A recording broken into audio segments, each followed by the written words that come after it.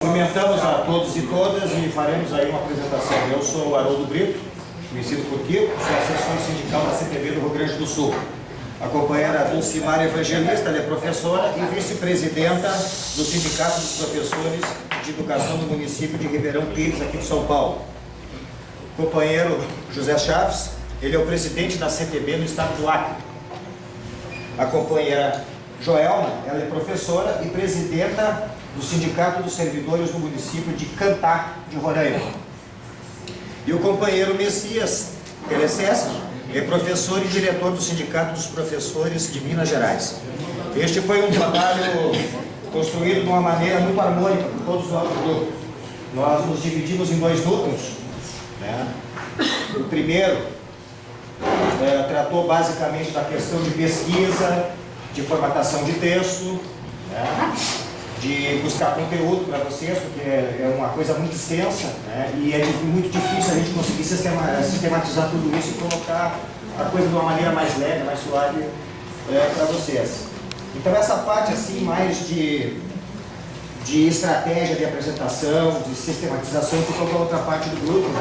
Inclusive o companheiro, amigo presidente da CTB, tratou de dar a nossa identidade visual para esse trabalho aí, que a gente vai escolher daqui em diante.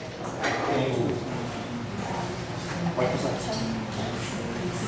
O nosso objetivo geral é contribuir para a ampliação dos conhecimentos dos trabalhadores e das trabalhadoras sobre a história do sindicalismo brasileiro, de uma maneira bastante simples, bastante suave. Tá? E o nosso objetivo específico é ampliar os conhecimentos das pessoas que estão sindicalizadas, ou que estão no sindicato, ou dos trabalhadores, né, sobre a história do sindicalismo no Brasil. É muito importante a gente conhecer o que motivou esses movimentos dentro do Brasil, como é que isso ocorreu, em que período isso se deu, mais ou menos como é que era a cultura de cada momento, como é que ocorreram esses avanços para que a gente possa nos organizar e a gente possa também ampliar a maneira da nossa militância, a nossa atuação para buscar resultados melhores do que nós temos hoje. Eu passo a palavra agora para o companheiro, o professor Messias, que vai discorrer sobre a questão do banco. Boa tarde, gente. Meu nome é Messias, né? Eu sou diretor do Sindicato dos Professores de Minas Gerais. O meu tema eu vou falar sobre a história do movimento sindical brasileiro. A gente, para começar a história do movimento sindical brasileiro, nós também falamos do trabalho em si, óbvio. E tem que começar lá no começo. A gente começar assim, no descobrimento do Brasil. No período colonial, que vai de 1500, né? A 1588, no final, vai se utilizar o trabalho escravo. Por que usando 1588? Porque é o período que começa a colonização brasileira. Só para lembrar, nesse período colonial, então a metrópole portuguesa utiliza o trabalho escravo. Primeiramente o índio, depois o negro. E aí a gente sabe que o índio vai ser substituído pelo negro por uma razão. A questão é econômica e não moral, né? Porque o índio é vagabundo e não gostava de trabalhar. E o negro era forte, podia tomar sol, porque já a pele já era escura e não tinha problema de insolação. Não, a questão é econômica. Parênteses. Como é um curso só meia hora, com termos vastos, então estou falando claro que não é porque o índio é vagabundo, é que você tem outras questões que a gente discutiria, porque que efetivamente trocou-se o índio pelo negro, e inclusive fazer-se uma discussão sobre como que o índio encara o trabalho. Correto? Aí veja, nesse aspecto, então você vai utilizar o negro como escravo, porque o negro ele rende capital para a metrópole. Só para encerrar essa parte, quem que justifica o negro como escravo? De repente, eu estou usando o índio, né? O índio escravo, e de repente, por maldição, você não pode mais usar o índio, você tem que usar o negro agora. Qual a justificativa que vai se dar? Qual é a justificativa, gente? A justificativa é religiosa. É a igreja quem dá a justificativa para a escravidão do índio. São duas historinhas da Bíblia, para quem adora a Bíblia, né? São duas. Uma delas é a história de Abel e Caim, e a outra é a história de Noé, de Cã e Sem. Tá?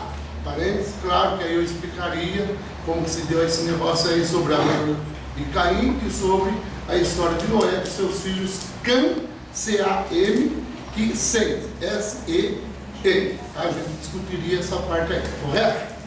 E com isso, a igreja justifica, né, e ela vai dizer em última instância, que o negro era proveniente de uma raça maldita e que ele não tinha alma, portanto, passível de escravidão.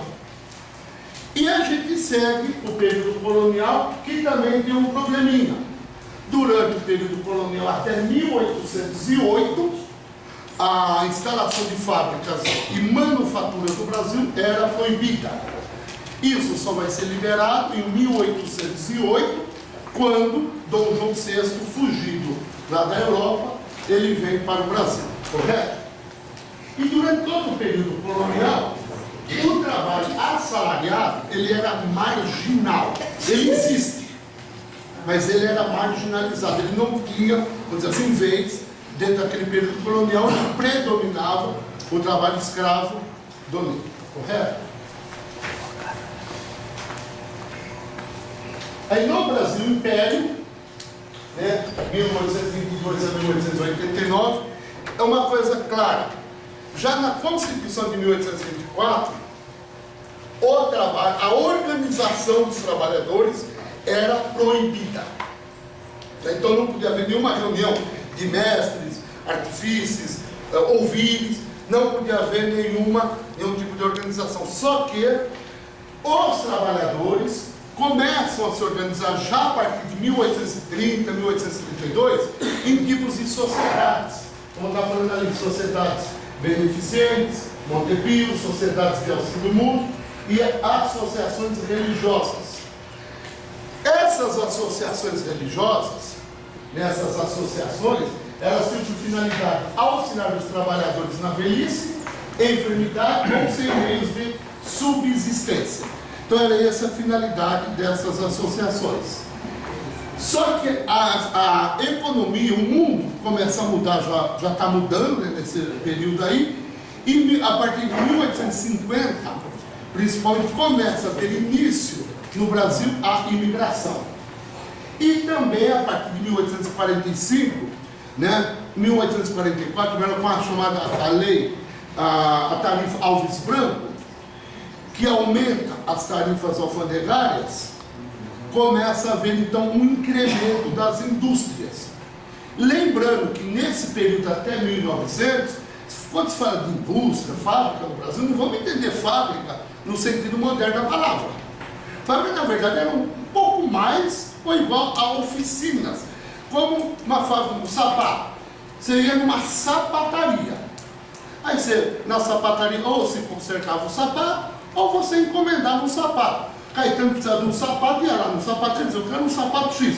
O cara media o pé do Caetano e fazia o sapato. Tá? E você tem nesse período aí, é considerado o primeiro capitalista do Brasil, que é o Barão de Mauá, né, que com os capitais livres da escravidão, né, do tráfico negreiro, ele vai fazer uma série de coisas. A estrada de ferro no Petrópolis, vai fazer a iluminação pública no Rio de Janeiro e outras coisas.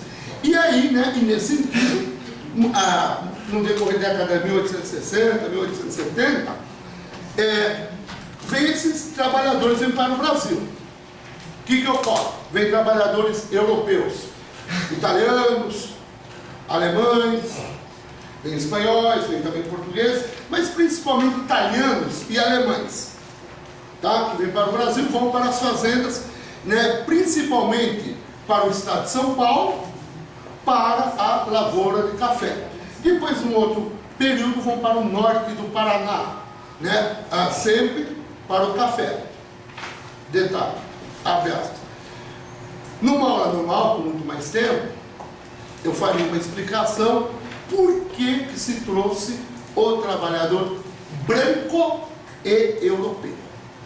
Porque nesse período, você está tendo na Europa uma teoria chamada darwinismo social, né, que diz que a raça branca é a raça superior e caberia à raça branca levar a civilização para o resto do mundo. E o Brasil, nesse período, uma grande parte, a maioria da sua população era composta de negros e mulatos. E a elite estava com medo que o futuro desse país fosse um país de pretos. E os branquinhos fossem a minoria. Então traz-se o branco, para ver se, o branco europeu, para ver se aumenta essa população. Aí eu discorreria, fazer toda uma discussão sobre isso, tá? Aí, gente, então nesse sentido, né, então você tem muitos trabalhadores que vão para a fazenda, mas naquelas péssimas condições de trabalho que havia nas lavouras, né, que era obrigado a comprar o seu alimento, aquilo que tem necessidade nas fazendas, muitos saem das fazendas e vão para as cidades, notadamente o Rio de Janeiro e São Paulo. A partir daí eles começam a ver um próprio crescimento da indústria, e isso vai já começar no período da República Velha.